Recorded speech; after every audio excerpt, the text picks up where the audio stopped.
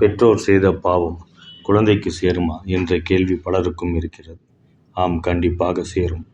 எப்படி பெற்றோர்கள் சேர்த்த செல்வம் குழந்தைகளுக்கு சேருமோ அதேபோல அவர்கள் செய்த பாவமும் குழந்தைகளுக்கு சேரும். 12 வயது வரை அந்த குழந்தை செய்யும் தீவினைகள் பெற்றோரையே சேரும்.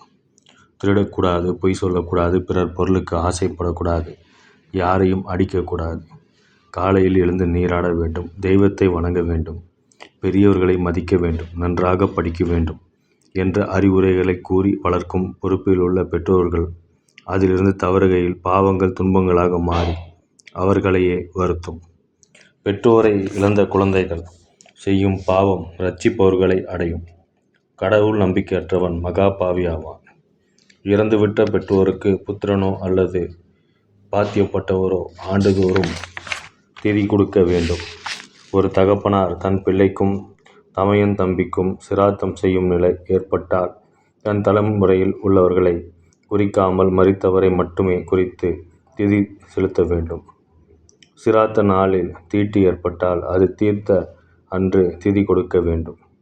ஒருவருடைய சுற்றத்தினர் பலர் வேறு தேசத்தில் ஒரே சமயத்தில் மடிந்தார்கள் என்று கேள்விப்பட்டால் யார் இறந்த செய்தி முதலில் காதில் விழுகிறதோ அவர்களுக்கு முதலில் சிராத்தம் கொடுக்க வேண்டும். ஒருவர் அயல்நாடு சென்று அங்கே மரணம் அடைந்தார். அவர் இறந்த தினமோ மாதமோ தெரியாமலிருந்தார். அவர் யாத்திரை புறப்பட்ட திதியில் சிராத்தம் செய்யலாம். தாய் தந்தையர் இறந்த திதி ஒருவருக்கு தெரியவில்லை என்றால் அஷ்டமி, ஏகாதசி, அமாவாசை முதலான ஏதாவது நாட்களில் நீத்தார் கடன் கழிக்கலாம். முன்ஜென்ம பாப புண்ணியங்களை எவ்வாறு அறிவது?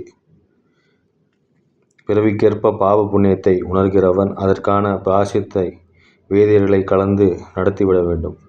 அதை பொருட்படுத்தாமல் மடிந்து போகும் ஆன்மா யம தண்டனைக்கு ஆளாகிறது. நர கவசத்தோடு ஓநாய், நரி போன்ற பாவத்திற்கேற்ப பிறவி வாய்க்கிறது. பொய் கூறியவன் திக்க பேசுபவனாக பிறக்கிறான்.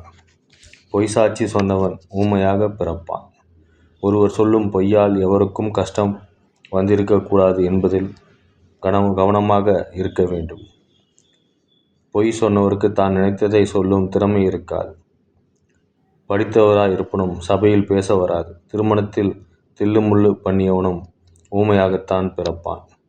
முற்பிறவியில் கொலை செய்தவர் குஷ்டரோகத்தால் பிறர் முகம் சுளிக்க வாழ்வர்.